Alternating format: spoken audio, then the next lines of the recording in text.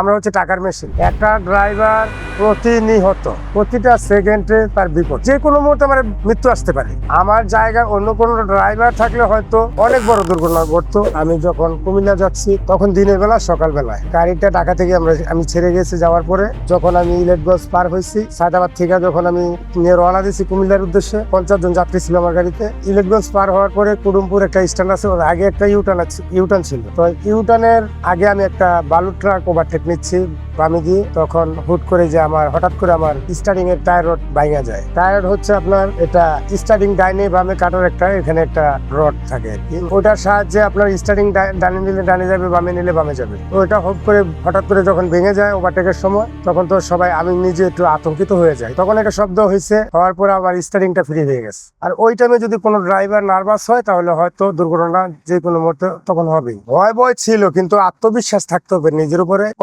Control রাখতে হবে নিজের উপরে। আত্মবিশ্বাস যার উপরে না থাকবে ওইটাই দুর্ঘটনা ঘটবে। আমি ঘর থেকে বেরোচ্ছি, আমি হঠাৎ করে স্টপ করছি, এটা তো কোনো গ্যারান্টি নাই। তো আমি তো মানুষ, এটা তো ইঞ্জিন, এটা কখন কি হয়ে যায় এটা তো বলা যায় না, ত্রুটি থাকতেই পারে। তো ভেঙে যাওয়ার পরে তখন আমার স্টার্টিং ফ্রি হয়ে যায়। এই যে স্টার্টিংটা এই যে এখন এই যে আটকায়, তখন এটা একবারে ফ্রি, এটা কোনো কাজ করবে না। যখন টায়ার রডটা ভেঙে যায় তখন এটা কোনো কাজ করে না স্টার্টিং, তখন তো স্টার্টিং কাজ করে না। আমি শুধু গিয়ারটা ছোট করতেছি, বড় করতেছি, গিয়ার গুলা চেঞ্জ করতেছি। যাত্রীদের বলছি যে আপনারা একটু সবাই সেভে থাকেন, যার যার মতো আল্লাহকে ডাকেন। ভয় পাইছে, আতঙ্কিত ছিল। হ্যাঁ, তখন বর্ষাকাল ছিল, রাস্তার বাম পাশে পানি ছিল, প্রচুর গাছ তো আছে। যখন একটা পর্যায়ে গাড়িটা আমার আইল্যান্ডের দিকে চলে যাইতেছে, যে গাড়িটা ডান পাশ দিয়ে এভাবে মনে করেন ডান পাশ মুখী হয়ে এখন আইল্যান্ডে ওঠার পর্যায়ে যখন গেছে, তখন আমার মাথায় আমি একটু মেমোরি চিন্তা ভাবনা করে দেখলাম যে কি করা যায়। তখন আমি হালকা ব্রেকে ছোঁয়া দিছি, জোরে চাপ দিলে হয়তো গাড়ি যেদিকে যাবে সেদিকে পড়লি গাড়ি উল্টে পড়ে যেতে পারে। তখন তো রাখার কোনো ক্ষমতা নাই, স্টার্টিং ফ্রি। তখন হালকা ব্রেকে হালকা পাড়া দেওয়ার পরে দেখি যে গাড়ি এখন বাম দিকে চলে যাচ্ছে, পানিতে যাবে না গাছে মারবে। আবার হালকা ব্রেকে চাপ মারার পরে গাড়ি আবার ডানে চলে আসছে। আসার পরে এইভাবে 2-3 বার গাড়ি একবার আইল্যান্ডের সাথে সোজা হয়ে গাড়ি দাঁড়ায়। তো আল্লাহর অশেষ রহমত। মনে মনে ভাবতেছি এটাই যে আল্লাহ তাআলা যাতে সবাইকে হেফাজত করে, হেফাজতকারী মালিক আল্লাহ।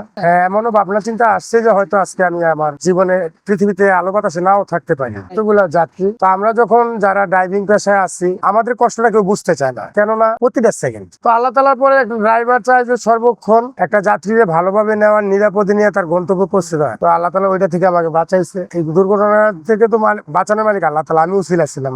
আমার মেমোরিটাকে ভালোভাবে আমি কাটাইছি বিদায় হয়তো আল্লাহ তাআলা ওই উসিলায় আমার যাত্রীগুলাকে, আমাকে, নিজেকে, আমার সম্পদটা সবকিছু আল্লাহ তাআলা হেফাজত করছে। যখন একটা দুর্ঘটনা হয় তখন যদি ড্রাইভার নার্ভাস হয় তাইলে দুর্ঘটনা ঘটতে মানে একবারে 100% হবে। তো যদি নার্ভাস না হয়, সে যদি একটু নিজেকে মনটাকে কন্ট্রোল করে, তাইলে হয়তো কি বড় বড় দুর্ঘটনা থেকে ড্রাইভার বাঁচতে পারে। আজকে আমরা যে পেশাটায় নিয়োজিত আছি, আমরা কাজটা করি, আমরা ড্রাইভিং করি, পৃথিবীতে মনে হয় না যে এতে কোনো রিস্কের কাজ আছে। একটা ড্রাইভার কারো মন পায় না, তার প্রতিনিয়ত মানে কষ্ট, মানে ড্রাইভারের কষ্টটা কেউ বুঝতে চায় না। কেননা মালিকের মহাজন যে গাড়ি, তার সাথে ইনকাম দিয়ে মন কষাকষি হতে পারে, যাত্রীর সাথে হয় না, যাত্রীর মন পাইতেছে না, বাসায় গেলে বউ পোলাপানের মন, মানে সবারই একটা ড্রাইভারের মনের ভিতরে অনেক কষ্ট থাকে।